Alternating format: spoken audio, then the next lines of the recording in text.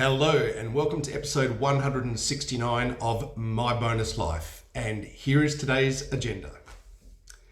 As you can see, and as usual, the first thing on the agenda is to talk about my t-shirt. So today I'm wearing a Fremantle Doctors AFL football shirt. This is the team that I support. Perth has two teams in the AFL, which is the West Coast Eagles and the Fremantle Dockers. And the West Coast Eagles have been around for longer, and also they have won a premiership. The Dockers were established in 1994, which means this year is their 31st season, and they have never ever won a premiership. They've only been in one grand final. And when you consider that there's only 18 teams in the competition, statistically they should have won one by now and should be well on their way to a second. It just hasn't happened.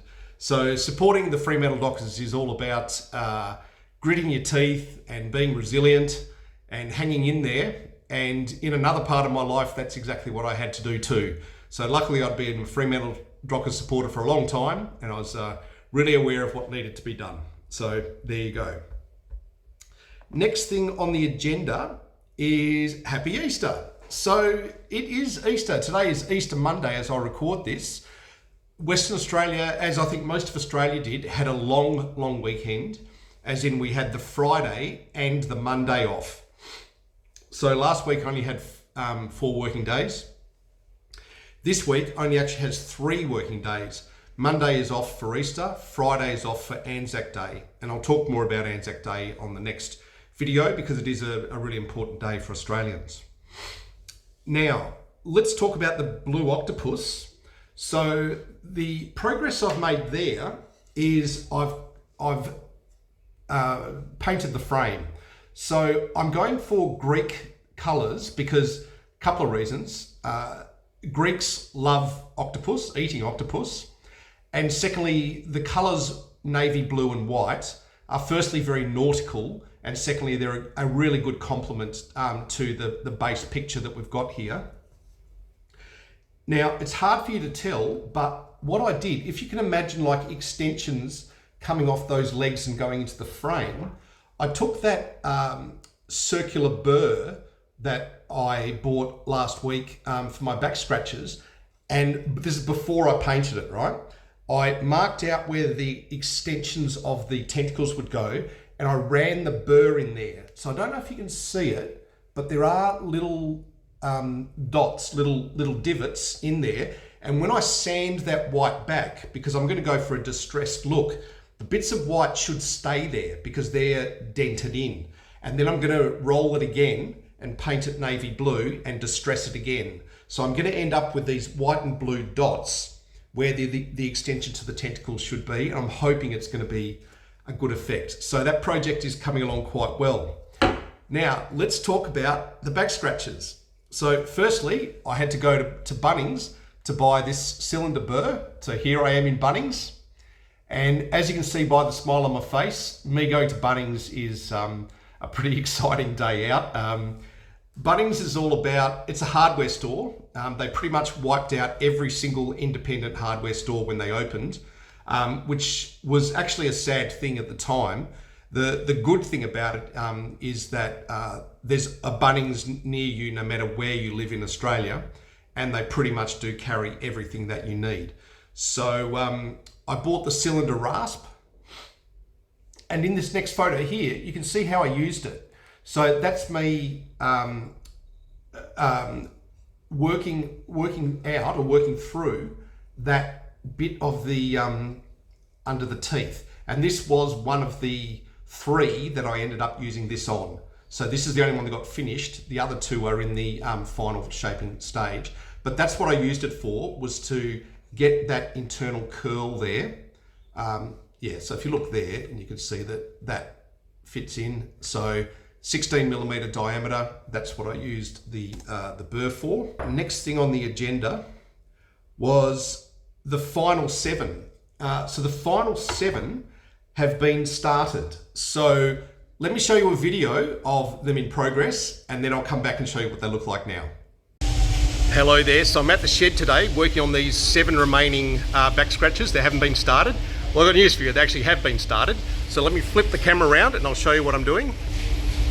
Okay, so I'm making the 7 at once, and as you can see, I'm making the curve at the end using this pair of scissors here as the model for it. That's how I do that. And Noel and I are going to try something different in terms of getting this inside curve on the scratcher, because they end up having to look like that. So what we're going to do is we're going to use this 16mm bit here. This is a Forstner bit. That's a Forstner bit there. And we're going to actually pre-drill them sideways now and just see how that goes. So we're trying to get it right in economies of scale. Let's give it a go. Okay, as you can see, I've done the first 3, and it does appear to be that this is going to be a good method. So I'm going to do the other 4. Here we go. Okay, so as you can see, everything didn't go perfectly to plan, but I've gone okay. So that's the type of bit there. It's a Forstner bit. That's a 16mm Forstner bit. And the trouble I had was on these two, when I cut them, or when I drilled them, they split there. So what I've had to do is re-drill them lower. And what that means is those 2 back scratches are going to be a bit shorter than the rest, but they'll still be okay. Let's keep going. So that was them being made. Now, importantly, you'll notice I went to all the trouble to buy this cylinder burr. I used it on 3 back scratches, and then I started using a completely different method. So this actually ended up being more useful for my Blue Octopus project than it has actually for my back scratches. But you know, live and learn, and it cost me $9, so who cares? So here I'll only be able to hold up 6 of them. So that's the stage that they're at now. So as you can see, maybe I'll just concentrate on one of them. Hold on. Okay, so we've drilled that hole, we've table sawed off that, and we've then marked out where we're going to neck them. So they'll get necked like that, and then we'll put some teeth on them and we'll finish them up. And you'll notice that there are 2 of them that have ended up being shorter for the reasons that you saw in that video, because I had to drill them twice. Now, what we have noticed with this particular piece of wood that we used is that they're a bit splitty.